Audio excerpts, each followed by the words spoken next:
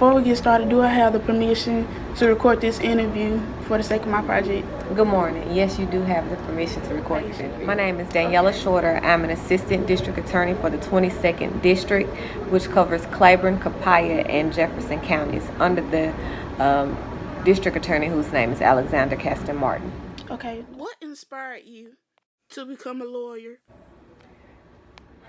It was more than one thing that inspired me to become an attorney. One thing I will say is when I was younger, I did witness some injustice. I witnessed some injustice in how one of my family members was treated, and I felt helpless to help that family member. So at that young age, maybe around 13, I decided that I did not want there to be injustice where it went unremedied.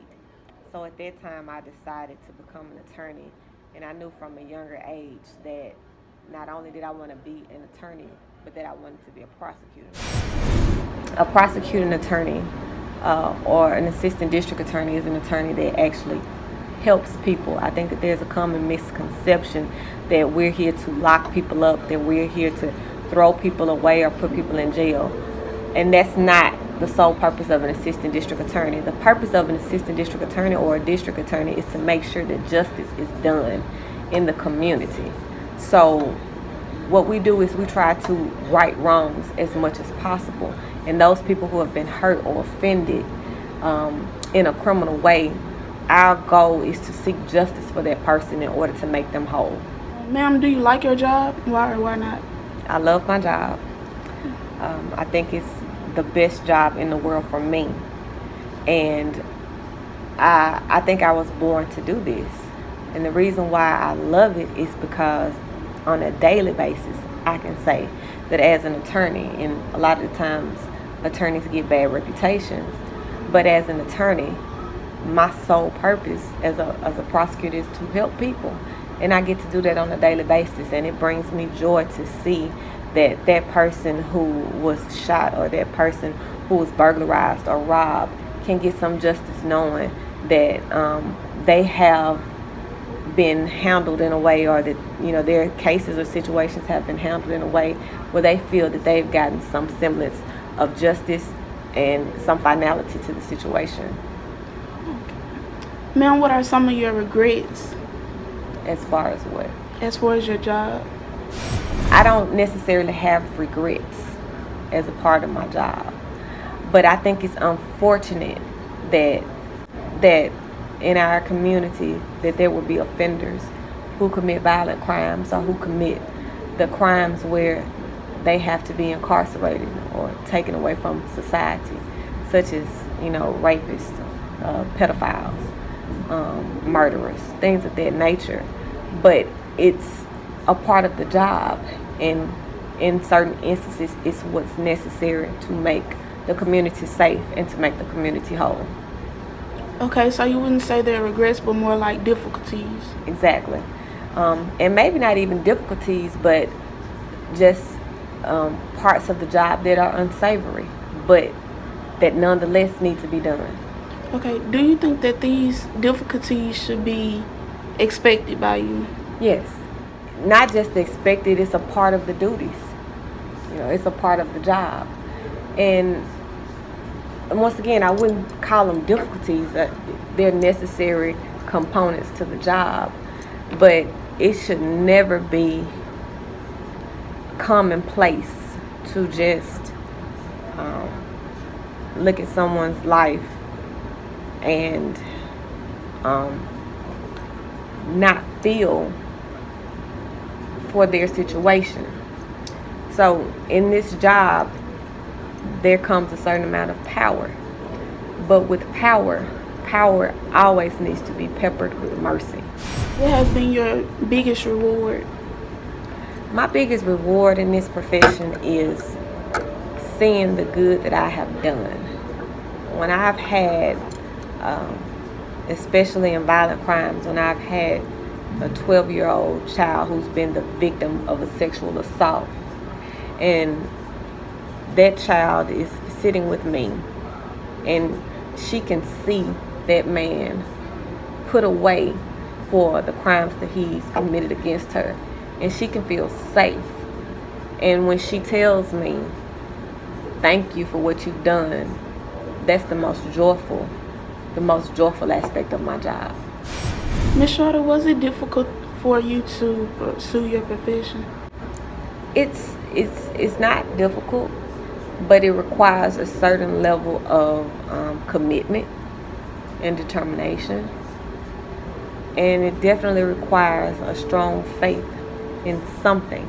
I cannot say what other people have relied on to get them through, but I can firmly say that my faith in God and relying on Him, as well as my family, and as well as doing the job that needed to be done, be it studying until the wee hours of the morning, or staying up to write a paper, or doing research.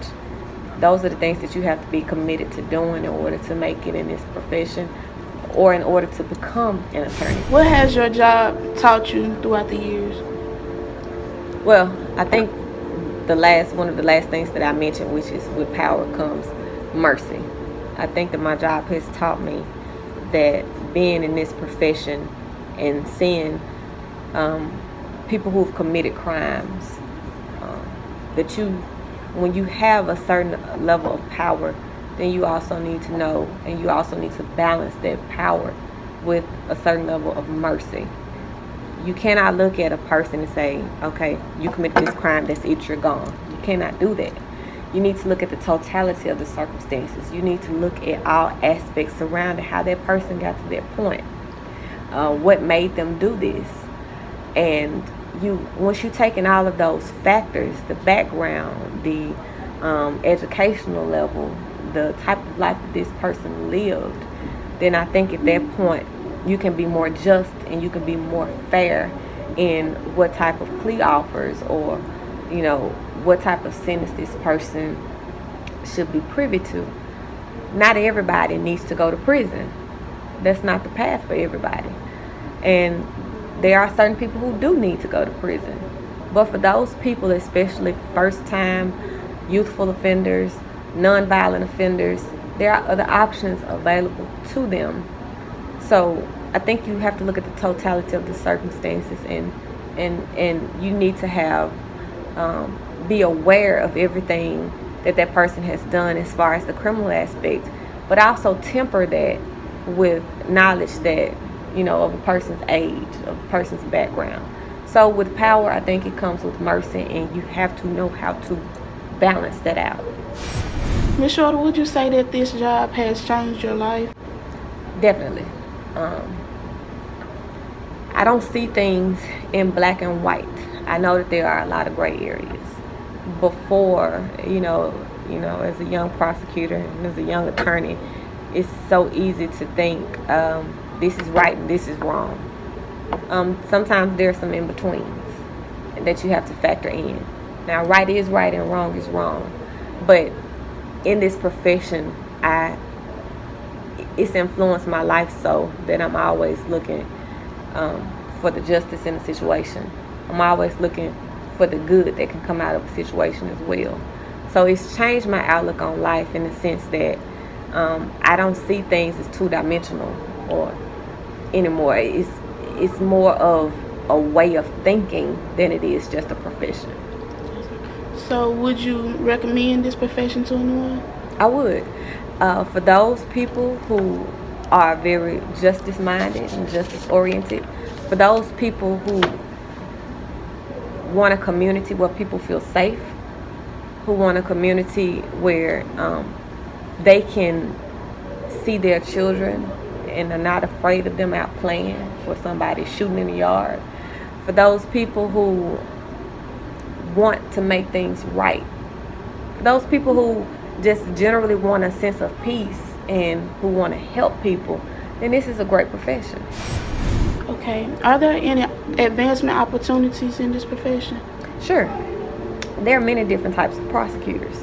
There are county prosecutors, youth court prosecutors, municipal court prosecutors, and basically those are different courts. You have a youth court, you have county courts, you have municipal courts. You also have circuit courts.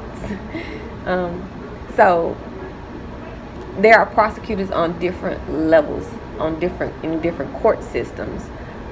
Some of those positions are elected, and some of those positions are appointed.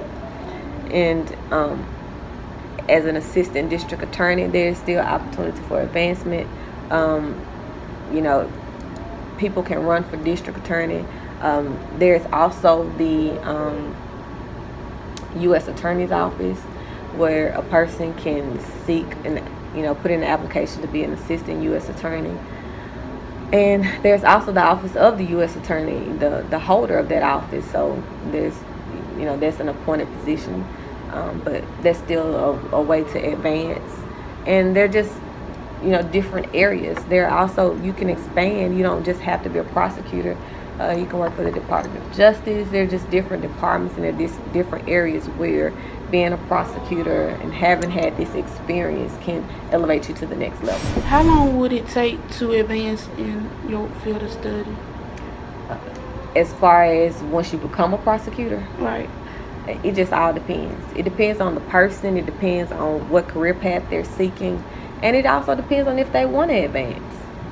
Okay. So overall, you enjoy your job. Mm-hmm. It has had a great impact on your life. Mm-hmm. And you wouldn't trade it for nothing in the world. For nothing in the world. I would not trade being a prosecutor for anything in the world. Thank you, Ms. Shorter. You're welcome.